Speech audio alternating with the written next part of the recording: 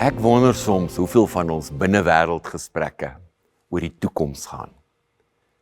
Dis nou nie noodwendig groot vrese nie, maar net daardie gedagtes wat sommer maklik opduik. As ek eers hierdie probleme uitgesorteer het, as ek eers genoeg gespaar het, as ek net eers sekerheid oor iets kan hê, ja dan sal ek rustig en kalm kan wees. Jesus vertel 'n storie.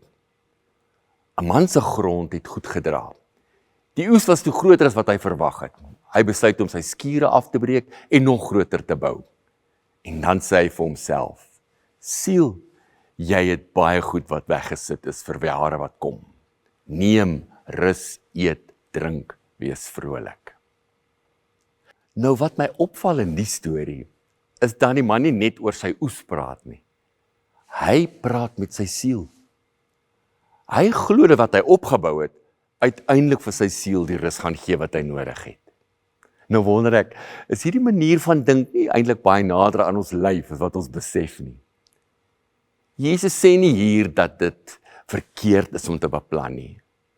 Maar Jesus se storie laat my die vraag vra: waar verwag ek dat my hart uiteindelik rus gaan kry? En wat ek gaan regkry? Wat ek kan bymekaar maak? Of wat ek kan beheer? Of dan eerder meer eenvoudig gestel, gaan ek dit vind in God se sorg. Later in sy gesprek nooi Jesus sy disippels om na die Vader te kyk. Na die een wat weet wat hulle nodig het. Na die een wat daar teenwoordig is, voordat die môre nog aanbreek en die bekommernisse kom. En dalk begin vertroue jy's hier. Nie deur minder verantwoordelik te leef nie, maar deur eerlik raak te sien waar my hart hardloop, wanneer ek so onseker begin voel. En dan om daardie plek wyd oop te maak voor God. Sodat my rus stadig meer in hom kan wortel skiet, as in alles wat nog eintlik moet vir my uitwerk. So vandag, wanneer jy onseker of gespanne voel, hoe sal dit wees om die volgende te doen?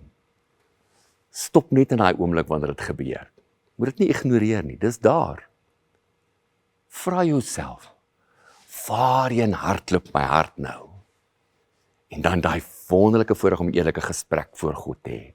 Vader, dis waar ek nou is, dis wat ek hiermee maak.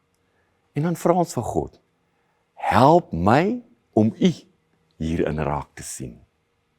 En dan gaan jy aan met jou dag.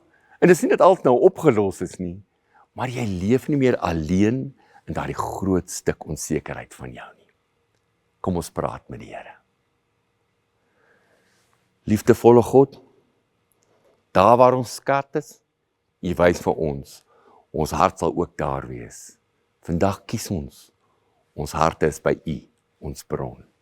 Amen.